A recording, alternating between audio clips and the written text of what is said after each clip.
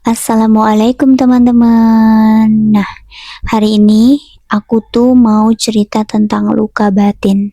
Luka yang gak kelihatan tapi rasanya itu dalam banget. Aku itu punya mimpi. Mimpiku tuh besar dan tinggi banget. Dan aku tuh punya prinsip kalau udah tinggi gak boleh jatuh.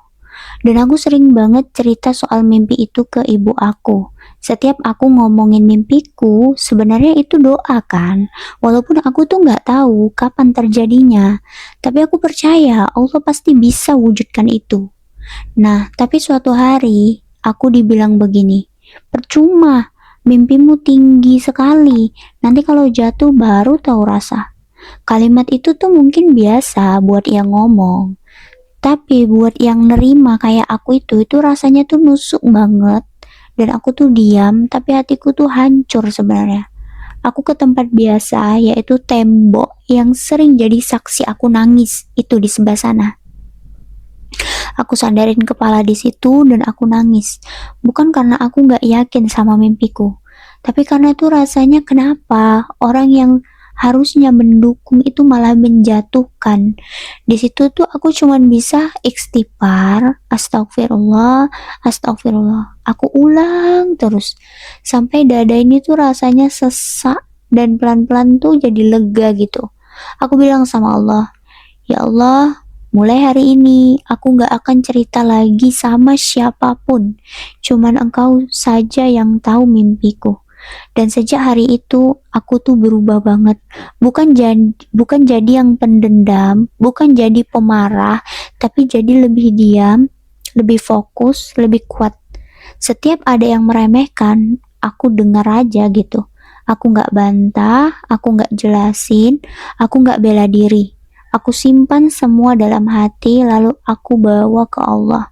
Karena ternyata luka batin itu bukan soal omongan orangnya, tapi soal bagaimana hati kita itu menahannya.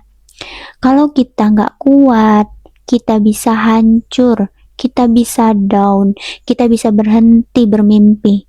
Tapi kalau kita kuat, itu jadi bahan bakar. Dan istighfar itu yang bikin aku kuat.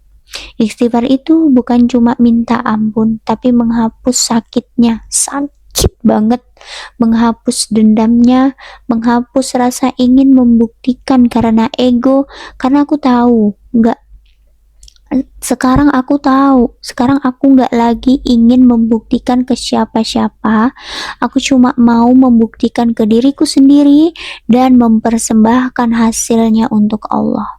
Karena aku percaya kalau Allah udah bilang jadi, maka jadilah.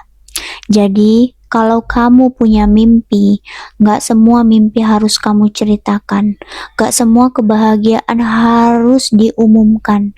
Kadang, yang paling aman itu memang diam. Cukup kamu dan Allah yang tahu. Karena manusia belum tentu ikut bahagia saat kamu bahagia. Tapi Allah pasti tahu isi hatimu. Dan kalau kamu dijatuhkan, kamu tuh jangan langsung hancur. Istighfar dulu. Tenang dulu. Karena bisa jadi luka itu bukan untuk menghentikanmu, tapi untuk menguatkanmu. Aku percaya mimpiku akan jadi nyata dan kamu juga harus percaya bahwa ketika kamu punya mimpi, mimpimu juga akan jadi nyata.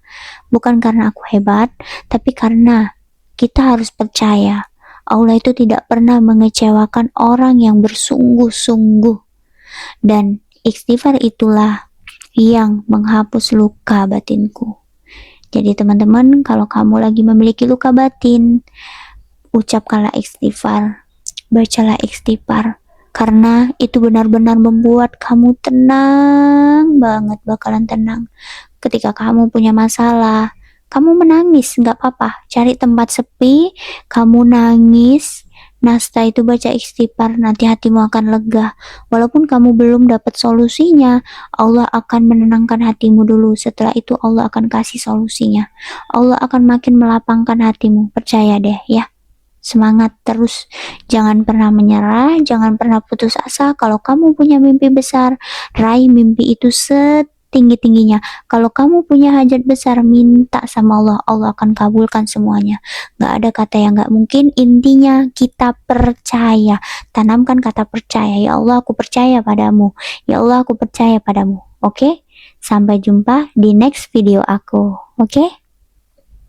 Wassalamualaikum.